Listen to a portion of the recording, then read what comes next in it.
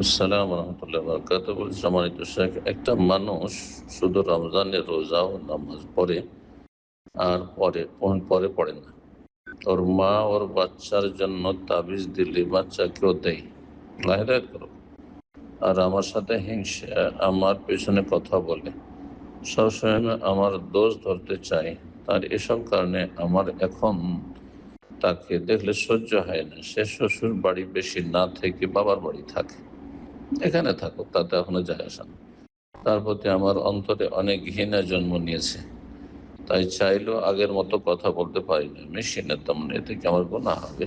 সালাম দোয়া করতে হবে, দেখা সাক্ষাৎ হলে হাসি মুখে কথা বলতে হবে, স্বাভাবিক অল্প স্বল্প কথা ক্ষান্ত হতে হবে। যার অনিষ্ট বলে ভয় আছে, কিন্তু কারো সম্পর্কে সীমা লঙ্ঘন করা, বেশি শত্রুতা করা আর ঘৃণা করা, এগুলি জায়েজ নয়। আমার এগুলি জায়েজ নয়। জি, তার অনিষ্ট থেকে রক্ষার জন্য আল্লাহর কাছে আশ্রয় কামনা করতে হবে, তার কল্যাণ চাইতে হবে, তার অকল্যাণ থেকে আল্লাহর কাছে পানা চাইতে হবে, তার হেদায়েতের জন্য দোয়া করতে হবে। বারাকাল্লাহ ফিক।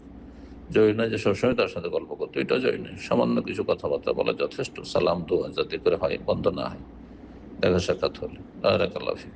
ওয়ালাইকুম আসসালাম রহমতুল্লাহ। বলছি, সম্মানিত শেখ, হাজব্যান্ড যদি দিনদারিতা ছেড়ে দিয়ে নাস্তিক হয়ে যায়, আল্লাহ হেফাজত করুক, অর্থাৎ কথাবার্তা কাজই করবে, নাস্তিকতার প্রমাণ পাওয়া যায়, তাহলে তার দিনের পথে ফিরে আসার অপেক্ষায় সংসার করা যাবে? তার থেকে দূরে রাখতে হবে। শারীরিক সম্পর্ক জায়েজ নয়, তার সাথে মিলিত হওয়া মোটেই জায়েজ নয়, তার সাথে বসবাস করবেন, পৃথক বসবাস করবেন এবং এবং তার থেকে দূরে থাকবেন। হ্যাঁ, আল্লাহ বলছেন সূরা মুমতাহিনা, লা হুন্না হিল্লুন লাহুম ওয়া লা হুম ইয়াহিল্লুনা লাহুম। কাফির, মুশরিক, মুরতাদ যারা, তারা মুসলিম নারীদের জন্য হালাল নয়, আর মুসলিম নারীরা তাদের জন্য হালাল নয়। জি, ফালা তারজিউ আল কুফার, কাফেরদের কাছে ফিরিয়ে দিও না মুসলিম নারীদেরকে। জি, তাদের সাথে সংসার করা মোটেই জায়েজ নয়। তবে বিচ্ছিন্ন হয়ে বাবার বাড়ি বা দূরে থেকে অপেক্ষা করতে পারো, যদি ইসলামে ফিরে আসে তাহলে তার সাথে সংসার করবে, আর না হলে সংসার করবে না। আর যদি মনে করেন যে বিয়ে বসে যাব, তাহলে ইদ্যত পার হয়ে গেলেই বিয়ে বসতে পারবে। জি, কাফের মোরতাদের সাথে বৈবাহিক সম্পর্ক থাকে না। 7 বছর একটা বাচ্চা আছে। জি, আল্লাহ হেফাজত করুক। জি, আল্লাহ হেফাজত করুক, তাকে হেদায়ত করুক। হেদায়তের দোয়া করেন, কিন্তু দূরে থেকে, তার সাথে সংসার করে নয়। আসসালাম রহমতুল্লাহ বরকাত। বলছি, সম্মানিত শেখ, যারা টিউশন করায় তারা ছাত্রছাত্রীদের মারলে গুনাহ হবে কি? মারার যদি রাষ্ট্রীয়ভাবে অনুমতি থাকে, কর্তৃপক্ষ পক্ষ থেকে অনুমতি থাকে, বা ছেলেমেয়ের বাবা যারা রয়েছে, যারা টিউশন পড়াচ্ছেন, তো ছেলেমেয়েদের বাবা, এই ক্ষেত্রে অনুমতি যদি থাকে হালকা মার দেওয়ার, সেটা আদব দেওয়ার জন্য, শাস্তি দেওয়ার জন্য। মার আদবের জন্য দেওয়া জায়েজ, আযাব যদি হয় কঠিন শাস্তি, কান্নাকাটি করতে হচ্ছে, হ্যাঁ, অনেক ব্যথা পাচ্ছে, মোটেই জায়েজ নয় মারা। নিজের ছেলে মেয়েকে যেমন আদব দেওয়ার জন্য একটু হয়তো ধমকায়, চমকায়, সেটুকু করা যেতে পারে যদি সেটির অনুমতি থাকে ছেলে মেয়ের বাবা মায়ের পক্ষ থেকে। যদি টিউশন পড়ান তাহলে, আর যদি স্কুল মাদ্রাসা পড়ান তাহলে কর্তৃপক্ষের পক্ষ থেকে অনুমতি আছে কিনা দেখার বিষয়। শরীয়তে হালকা আদব দেওয়ার জন্য মারের অনুমতি আছে, কিন্তু শাস্তি দেওয়ার জন্য তাকে শাস্তি দিচ্ছে, তাকে শিখিয়ে ছাড়বো, এসব জায়েজ নয়। এগুলি মূর্খ জাহেল জালেমদের কাজ, বিদাতি মোল্লাদের কাজ। যদি তারা পড়া না করে বা দুষ্টমি করে, যদি অতিরিক্ত মান নয়, জি, দুষ্টমি করুক, কেউ পড়ছে না, তাতে আপনার দেখার বিষয় না। যতটা পারবেন আপনি আদর স্নেহ করে পড়াবার চেষ্টা করবেন, মারটা সমাধান নয়। বারাকাল্লাহ ফিক। ওয়ালাইকুম আসসালাম রহমতুল্লাহ। বলছে, সম্মানিত শেখ, আমরা 2 বোন 1 ভাই। আমার আব্বু আমাদের সম্মতিতে আমার ভাইকে তার বাড়িটা জীবন শর্ত লিখে দিচ্ছে।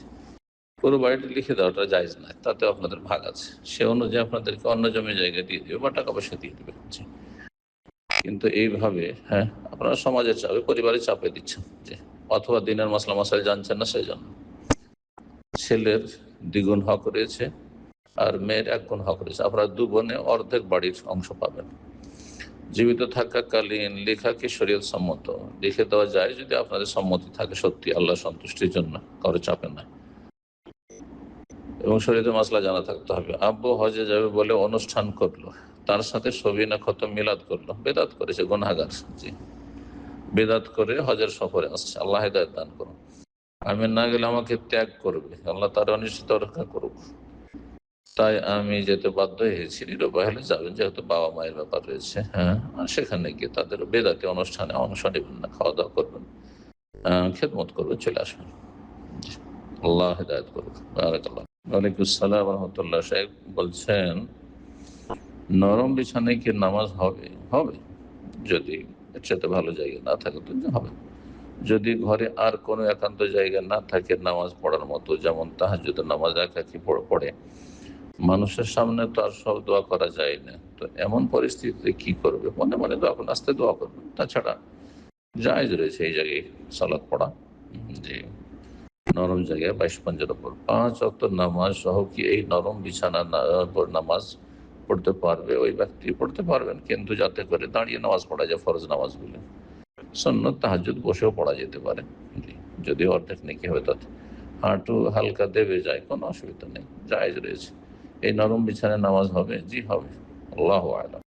ওয়ালাইকুম আসসালাম রহমতুল্লাহ বরকাতুহু। বলছেন, আমার পিরিয়ড 7 দিন থাকে, এর মাঝখানে 5 দিনের দিন বা 6 দিনের দিন একদম পরিষ্কার, আবার 7 দিনের মাথায় হালকা ব্লাড আসে, এমন অবস্থায় রোজা বা নামাজের হুকুম কি হবে? রোজা রাখলে কি হবে? আপনার যখন 5 দিনে পরিষ্কার হয়ে গেছে, গোসল করে আপনি সালাত শুরু করে দিবেন, রোজা নামাজ শুরু করে দিবেন। আর পরে 6 দিনের দিন বা 7 দিনের দিন যখন আবার ব্লাড দেখবেন আর সেটা মাসিকের মতোই মনে হচ্ছে, তো সেটাও তখন মাসিক, সুতরাং তখন সালাত ছেড়ে দিবেন, সালাত মাফ, এবং সিয়াম রোজা কাজা করবেন। জি, বারাকাল্লাহু ফিকুম। মাসিক অবস্থায় রোজা রাখা হারাম, সালাত আদায় করা হারাম। সালাত মাফ রয়েছে এবং রোজার কাজা করতে হবে। ওয়ালাইকুম আসসালাম রহমতুল্লাহ বরকাতুহু। বলছে, সম্মানিত শেখ, ওয়ারিসদের মধ্যে সম্পত্তি বন্টনের পর যদি সন্তানরা স্বেচ্ছায় মাকে সেটা ভোগ করতে দেয়, তাহলে সেই সম্পত্তির জাকাত কাকে দিতে হবে? স্থাবর সম্পদ যদি সেটা ব্যবসা বাণিজ্যের জন্য না হয়, তাহলে তাতে জাকাত নেই। জমি জায়গা চাষাবাদের, অথবা বাড়ি ঘর করার জন্য জমি জায়গা আছে তাতে, অথবা বাড়ি তৈরি করা আছে বসবাসের জন্য, তাতে জাকাত নেই। জাকাত লাগবে ব্যবসায় সামগ্রী যদি হয়, জমি জায়গার কেউ যদি ব্যবসা করে তাহলে তাতে জাকাত লাগবে। বাড়ি ঘর তৈরি করে সে যদি ব্যবসা বাণিজ্য করে, কেনা বেচা করে, তাহলে তাতে জাকাত লাগবে। আল্লাহ তাআলা আ'লাম। ওয়ালাইকুম আসসালাম রহমতুল্লাহ। শেখ, রাতের সালাত 50, 100, 200, 500 এবং 1000 আয়াতের ফজিলত গুলো জানতে চাচ্ছি।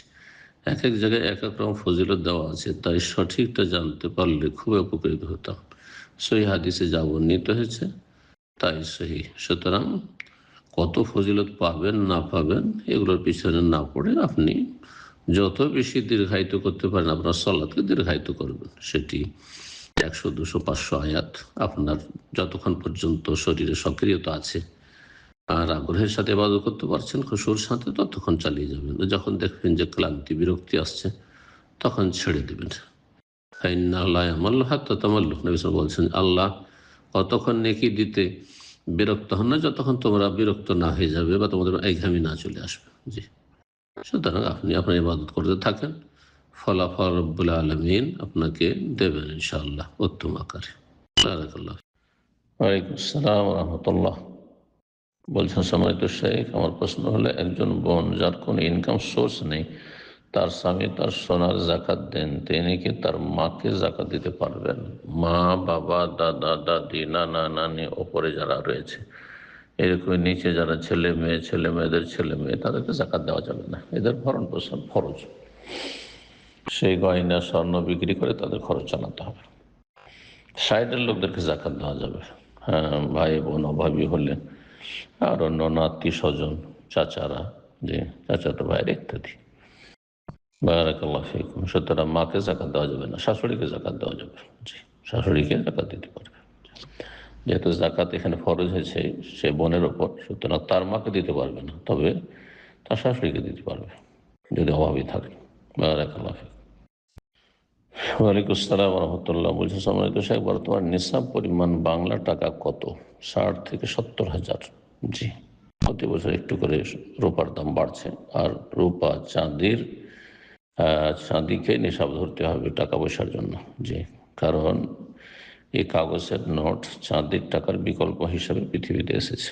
জি, স্বর্ণকে নেশাব ধরা চলবে না, এটি ভুল ফতোয়া। যে রূপা হিসাব কত আর সোনার হিসাব কত? হ্যাঁ, সোনার হিসাবে 7.5 ভরি হলে, আর রূপার হিসাব 52.5 তোলা, 52 ভরি হলে, আর সেটা 2200 রিয়াল সৌদি আরবের টাকা, যেটা বাংলাদেশি টাকা 60-70 হাজার টাকা হবে।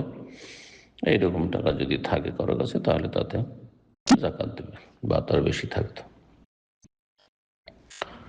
তারপর হচ্ছে যে কোনটা ধরে জাকাত দেওয়া উত্তম, সোনার নেশাব নাকি রূপার? না, রূপার নেশাব ধরে টাকা পয়সার জাকাত দেবেন, রূপা চাঁদির নেশাব ধরেই, স্বর্ণের নেশাব ধরে নয়। কারণ স্বর্ণের টাকা পয়সা সাধারণভাবে বিশ্বে কাগজে নোট আসার আগে কোথাও চলতো না। জি, ব্যক্তি পর্যায়ে কোথাও সীমিত আকারে ব্যবহার হইত দিনার, কিন্তু দিরহাম সব জায়গায় ব্যবহার হইত, রৌপ্য মুদ্রা।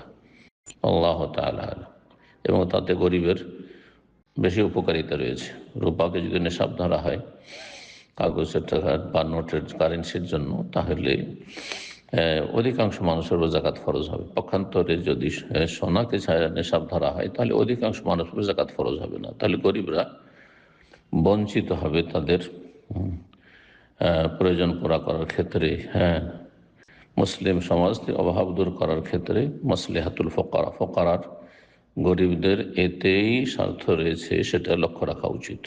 এবং এতে অধিক ঈমান আমলে সতর্কতা রয়েছে। বারাকাল্লাহ।